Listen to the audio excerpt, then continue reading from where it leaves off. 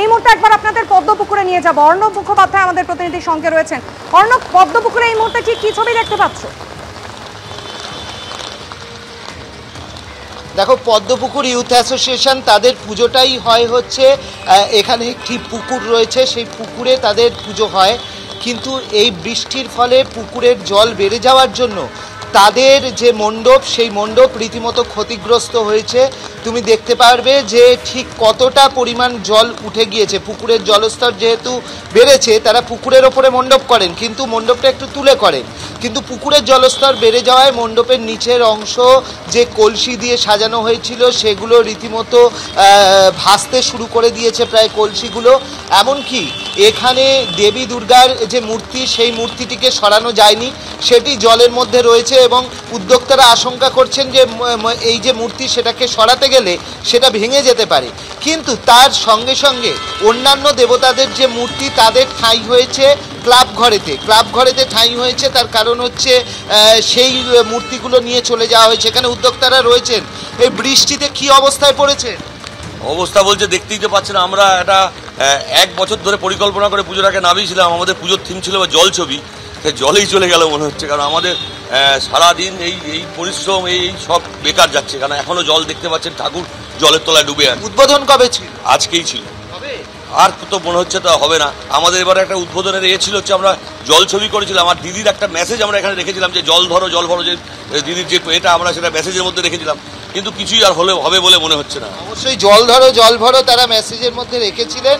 কিন্তু তোমাকে এই মুহূর্তে দেখাবো যে বাদবাকি যে প্রতিমাগুলি রয়েছে, সেই প্রতিমাগুলি কিন্তু এই যে এখানে প্রবল বৃষ্টি শুরু হয়েছে, এই মুহূর্তে তোমাকে বলছি যে আমরা দেখছি এই যে পাম্প লাগানো হয়েছে। তুমি দেখো, এখানে পাম্প দিয়ে জল বের করার চেষ্টা করা হচ্ছে, কিন্তু প্রবল বৃষ্টি হয়েছে এবং প্রবল বৃষ্টির মধ্যে অন্যান্য প্রতিমাগুলো এই মুহূর্তে তোমাকে দেখাবো। যে আমরা আস্তে আস্তে যদি ক্লাবের দিকে প্রবেশ করি, তাহলে এই দেখো এখানে প্রতিমাগুলি রাখা হয়েছে।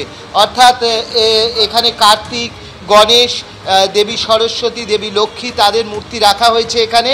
এবং নিচের দিকগুলো এই দেখতে পাচ্ছ যে প্রতিমার পায়ের অংশ কিন্তু ক্ষতিগ্রস্ত হয়েছে। অর্থাৎ একদমই অনন্য সেই ছবি আমরা দেখতে পাচ্ছি। সোমবার থেকে টানা দুর্যোগ, যার ফলে একদিকে সাধারণ মানুষের দৈনন্দিন জনজীবন যেমন বিপর্যস্ত, পাশাপাশি পুজোর একেবারে মুখে এসে মণ্ডপ ক্ষতিগ্রস্ত হয়েছে, প্রতিমা ক্ষতিগ্রস্ত হয়েছে।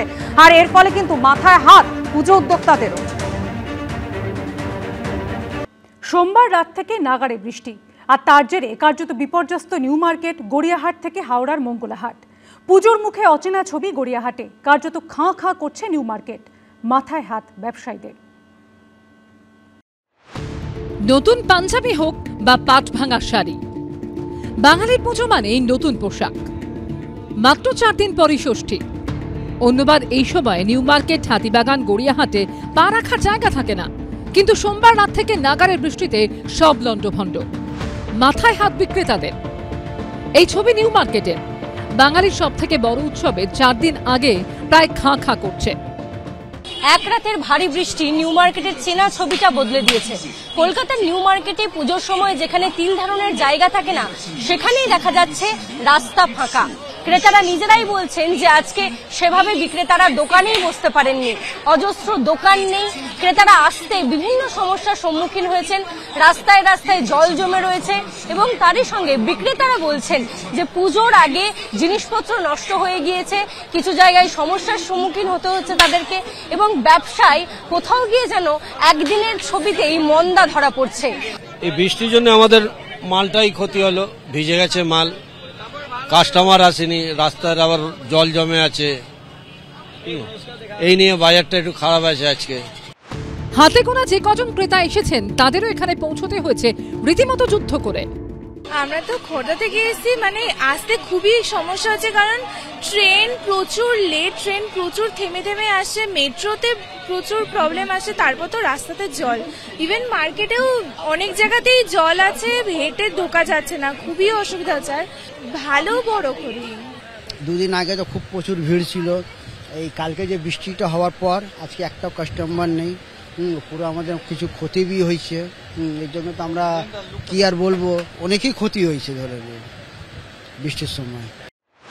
পুজোর মুখে অচেনা ছবি গড়িয়াহাটেও। বিক্রেতাদের হাঁকডাক দরাদরিতে যেখানে কান পাতা দায় হয়, সেখানে মঙ্গলবার বন্ধ বহু দোকান। যে দোকানগুলো খোলা রয়েছে সেখান থেকে জল বের করতে ব্যস্ত ব্যবসায়ীরা। পুজোর আগে এই জায়গায় পা ফেলার জায়গা থাকে না, কিন্তু সোমবার রাতের প্রবল বৃষ্টি সেই গড়িয়াহাটের এবারের চেহারা বদলে দিয়েছে। প্রশাসনিকভাবে আমাদের পুজোর মিনিমাম 4 দিন আগের থেকে দোকান বন্ধ করে দেয়, একটাই কারণে, ঠাকুর দেখার ভিড়ের কারণে। তো আমরা এই মুহূর্তে আর 2 দিন হয়তো সময় পেতাম। আমাদের রেডিমেডের ব্যবসা, মাল এখন যদি পুজোয় না বেচতে পারি, পুজোর পরে সেই জাতীয় মাল আর কেউ কিনবে না, অনেক বড় ক্ষতি আমাদের। গড়িয়াহাট মোড়ে জল না থাকলেও সংযোগকারী রাস্তাগুলো সব জলের তলায়। বহু দোকানে জল ঢুকে গেছে। ব্যবসা করা তো দূরের কথা, দোকানে থাকা জিনিসপত্র জল থেকে বাঁচানোই বড় চ্যালেঞ্জ ব্যবসায়ীদের কাছে। পুজোর আর মাত্র কয়েকদিন বাকি, আর এই পরিস্থিতিতে প্রবল বৃষ্টির জোরে কলকাতা শহরের সমস্ত রাস্তায় কার্যত জলমগ্ন। গড়িয়াহাটের রাস্তাও জলমগ্ন অবস্থায় এবং গোটা গড়িয়াহাট এই মার্কেট শুনশান। আর গড়িয়াহাটের যে দোকানগুলো, তার যে পরিস্থিতি সেটা একবার দেখাবো। দোকানের ভেতর কার্যত হাঁটু সমান জল। মানে 2টোর সময় আমরা এসেছিলাম, তখন মানে দেখছি কি মাঝখানে এটা এত জল হয়েছে, তারপরে আবার জোরে করে জল এলো, তারপরে কোমর অবধি জল হয়ে গেছিল, এতটা মানে হয়েছিল, সবই ভিজে গেছে সবই। তাই জন্য আমি তুলে রেখেছি কি আর মানে যত মানে যদি বাঁচা আছে তাহলে ওটাকে বাঁচাতে চেষ্টা করছি আমরা। একই অবস্থা হাওড়ার মঙ্গলাহাটের। এই বাজার বসে মঙ্গলবার, কিন্তু পুজোর আগে শেষ মঙ্গলবারে ব্যবসার পথে অসুর হয়ে দাঁড়ালো বৃষ্টি। হাওড়াহাট মঙ্গলাহাটের পরিস্থিতি ভয়ানক খারাপ। তার কারণ হলো রাত্রেবেলা ঠিক 10:45 থেকে একটানা বৃষ্টি চলছে, এখন অবধি বৃষ্টি চলছে। এখানে আপনি দেখতে পাচ্ছেন এখন দাঁড়িয়ে রয়েছেন, হাঁটুর উপরে অবধি জল ছিল। প্রত্যেকটা গাড়ি এসছে এবং সেভাবেই মাল রিটার্ন গেছে, এবং কাস্টমার কোনো রকম মাল কিনতে পারে, যারা এসছে তারা আবার খালি হাতে ব্যাক করেছে।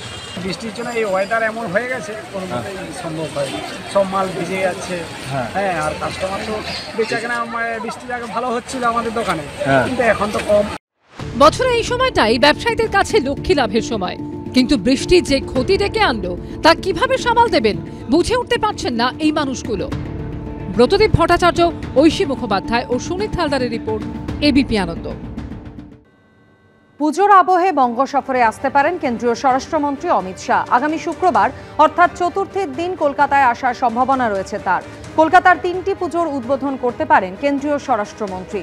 সন্তোষ মিত্র স্কোয়ার এবং লেক অ্যাভিনিউয়ে সেবক সংঘের পুজোর উদ্বোধনের পাশাপাশি ইস্টার্ন জোনাল কালচারাল সেন্টার বা ইজেডসিসির দুর্গাপুজোরও উদ্বোধন করার সম্ভাবনা রয়েছে কেন্দ্রীয় স্বরাষ্ট্রমন্ত্রীর।